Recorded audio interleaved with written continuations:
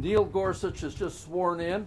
Are you pleased with what you did? You were on the. I saw you. You were pounding the gavel up there, gaveling him down. Are you pleased with what happened? I was very pleased. Gorsuch is really one of the best judges in the country, and he's from our own circuit, 10th Circuit Court of Appeals. So he's a Westerner. So I think it's really great to have him on the court. And he's also one of the brightest, most proficient legal people in the country. He's one of the best judges in the country. When the Democrats dropped the nuclear option before, Mitch McConnell said, "You're going to regret this sooner than you think." Now you've done the nuclear option. Do you fear you'll regret it?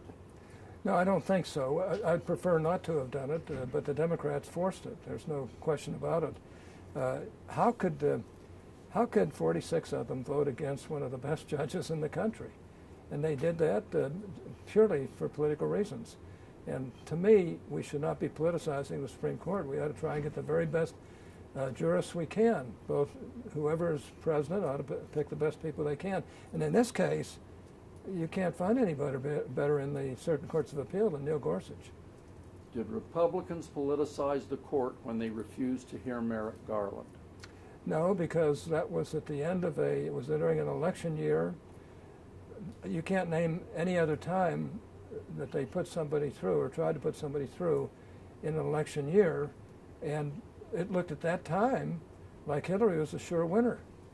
And so when McConnell said we're not going to do this at this time, the next president will nominate the Supreme Court justice, he was basically saying that Hillary's going to have that nomination, and it would have been a lot more liberal than Merrick Garland.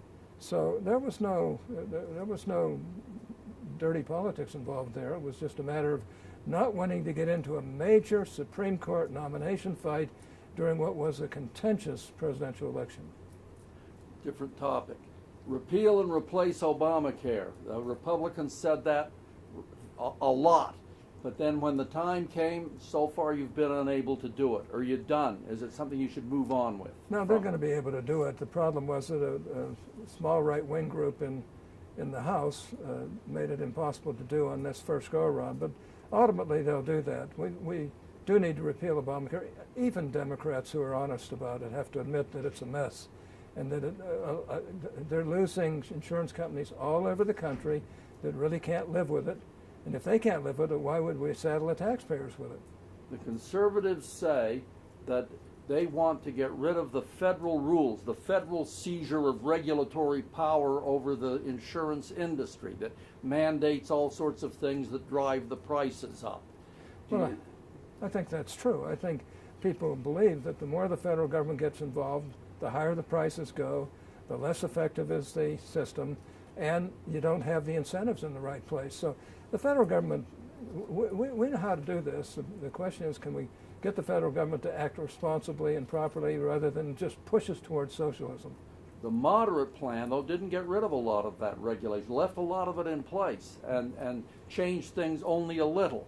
Are you going to end up just sort of changing it a little and saying, there, we did it, or are you actually going to repeal it? No, I think we're going to repeal it, and I think we will come up with a better program that American people can live with and won't eat their hearts out, you know, and it won't cost them an arm and a leg to do. You couldn't get a majority in the House for repeal. Can you get a majority in the House and Senate for tax reform? Well, that's always going to be tough because it took last time in 1986, the last tax reform bill. It took 3 solid years of hard work but between both the House and the Senate. The House was controlled by Democrats, the Senate by Republicans, and frankly, it was a long, hard slog. I don't think it needs to take us 3 years, but I do think we can get it through, and we've got to. We can't keep going with the current system. Would you talk about the corporate rate? The what? The rate on corporations. Can you tell us about what needs to be done with the Sure. high rate? We have the highest corporate tax rate in the world, at 35% among industrialized countries. And it's ridiculous because that's what's causing countries to invert to other countries so they can get lower tax rates. For instance, it's only 12.5% over in Ireland. So it doesn't take many brains to realize that you can invert to Ireland. You're not going to have a 35% tax rate. So we have to bring that rate down. We have to get real about it. I think we can get real. It's going to take both Democrats and Republicans to do it. Thus far, we're laying the groundwork to get that done.